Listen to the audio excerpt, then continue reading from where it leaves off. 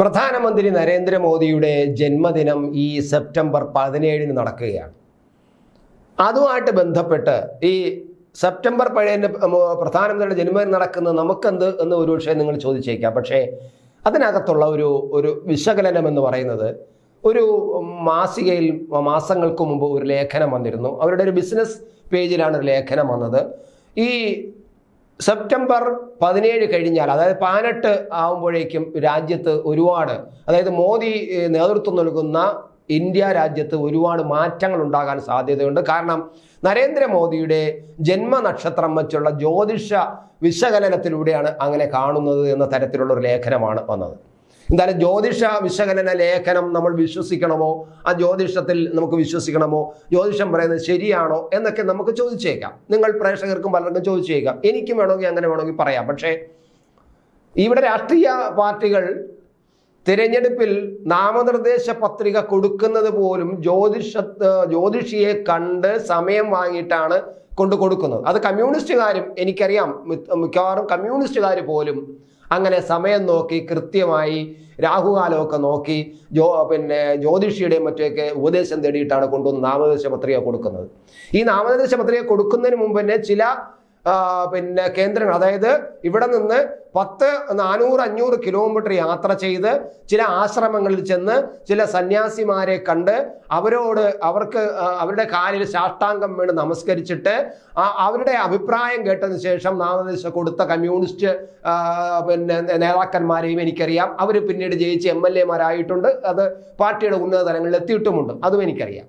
എന്തായാലും അതൊക്കെ വെച്ച് നോക്കുമ്പോൾ നമ്മൾ ഈ ജ്യോതിഷ വിശകലന വാർത്ത ചെയ്യുന്നത് അത്ര വലിയ അപരാധമാണെന്ന് എനിക്ക് തോന്നുന്നില്ല. എന്തായാലും ഈ ജ്യോതിഷത്തിൽ ഈ മോദി 17 കഴിയുമ്പോൾ, അതായത് സെപ്റ്റംബർ 18 കഴിഞ്ഞാൽ രാജ്യത്ത് നിർണായകമായ തീരുമാനം ഉണ്ടാവും. മാത്രമല്ല മോദിക്ക് വല്ലാത്ത ഒരു ശക്തി വർദ്ധിക്കും. അദ്ദേഹത്തിൻ്റെ ഇപ്പം എല്ലാവരും പറഞ്ഞുകൊണ്ടിരിക്കുന്ന ഇമേജ് നഷ്ടം തിരിച്ചു വരും എന്നൊക്കെയാണ് പറയുന്നത്. ലോകരാജ്യം അംഗീകരിക്കുന്ന ഒരു വല്ലാത്ത പുരസ്കാരം, ഒരു വലിയ പുരസ്കാരം ഈ മോദിക്ക് ലഭിക്കും എന്നൊക്കെയാണ് ഈ ജ്യോതിഷ ലേഖനത്തിൽ പറയുന്നത്. ഒരുപക്ഷെ അത് സമാധാന നോബൽ സമ്മാനമായിക്കൂടാന്നില്ല. അങ്ങനെ ചില അഭിപ്രായങ്ങൾ പലയിടത്തും ഉയരുന്നുണ്ട്. കാരണം ഉക്രൈൻ റഷ്യ യുദ്ധം അവസാനിക്കുമെന്നുള്ളൊരു ഘട്ടമെത്തിയിരിക്കുന്നു. മിക്കവാറും അത് അവസാനിക്കാൻ സാധ്യത. അങ്ങനെയാണെങ്കിൽ അതിൻ്റെ പ്രധാന കാരണക്കാരൻ, അതിൻ്റെ ഇടനിലക്കാരൻ, അതിൽ നിന്ന് രണ്ടുപേരെയും സമാധാനത്തിലേക്ക് മാറ്റുന്നതിൻ്റെ ഒരു ഇമേജ് ഉണ്ടാകാൻ പോകുന്നത് നരേന്ദ്രമോദിക്ക് തന്നെയാണ്.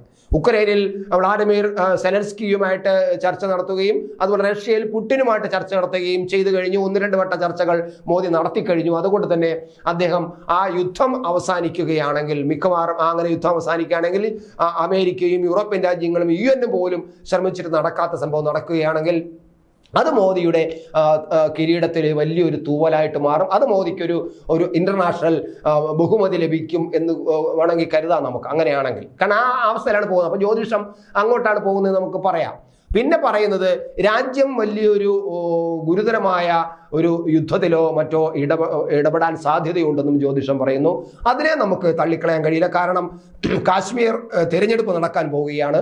കാശ്മീർ തിരഞ്ഞെടുപ്പ് നടക്കാൻ പോകുമ്പോൾ സ്വാഭാവികമായിട്ടും പാകിസ്ഥാനും തീവ്രവാദികളും ഇപ്പോൾ അവിടെ തമ്പടിച്ചിരിക്കുന്നവരും ഇപ്പോൾ ഉണ്ടായിരിക്കുന്ന തീവ്രവാദികൾ ഈ തിരഞ്ഞെടുപ്പിനെ അട്ടിമറിക്കാനും അലങ്കോലപ്പെടുത്താനും ശ്രമിക്കുമെന്നത് തീർച്ചയാണ്. അത് ഗവൺമെന്റും കേന്ദ്ര ഗവൺമെന്റും അത് നിരീക്ഷിക്കുന്നുണ്ട്.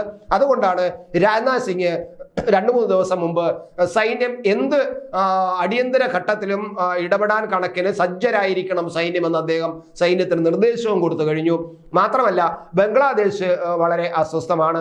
ബംഗ്ലാദേശിൽ 2 ദിവസം മുമ്പ് ഒരു പെൺകുട്ടി അതിർത്തിയിൽ വെടിയേറ്റു മരിച്ചു. ആ വെടിയേറ്റു മരിച്ചത് ബംഗ്ലാദേശ് വലിയ വിഷയമായിട്ട് എടുക്കുന്നു. ഇന്ത്യക്കെതിരായിട്ട് പ്രയോഗിക്കാനുള്ള ഒരു തന്ത്രമായിട്ടും ഒരു ആയുധമായിട്ടും ഉപയോഗിക്കാൻ നോക്കുന്നു.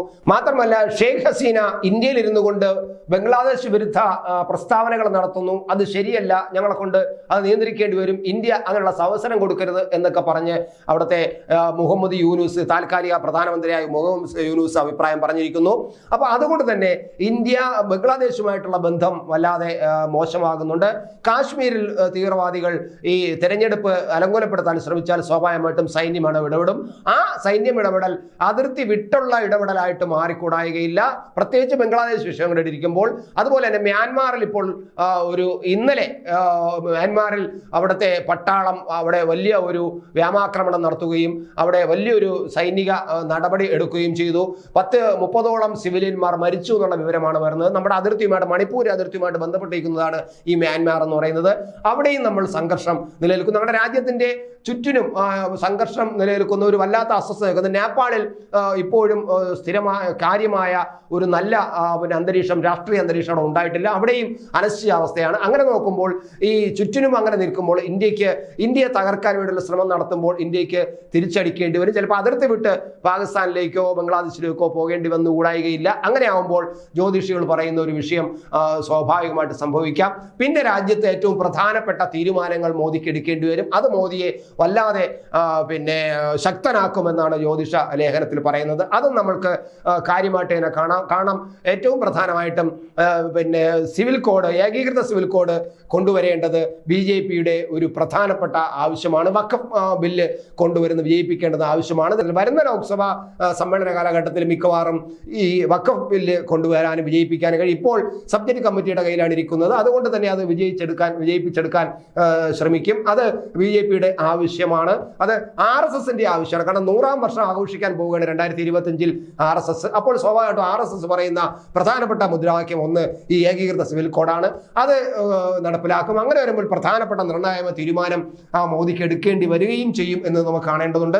അങ്ങനെയൊക്കെ നോക്കുമ്പോൾ നമ്മൾ മോദിയുടെ ഈ സെപ്റ്റംബർ 17 കഴിഞ്ഞ് 17 ജന്മനാൾ കഴിഞ്ഞാൽ 18 മുതൽ ഒരു മോദിക്ക് ഗുണകരമായ കൂടുതൽ പ്രതിച്ഛയോടുകൂടി മുന്നോട്ട് വരാൻ കഴിയുന്ന തരത്തിലാണ് എന്ന ജ്യോതിഷ ലേഖനത്തെ നമുക്ക് വേണമെങ്കിൽ വിശ്വസിക്കാം.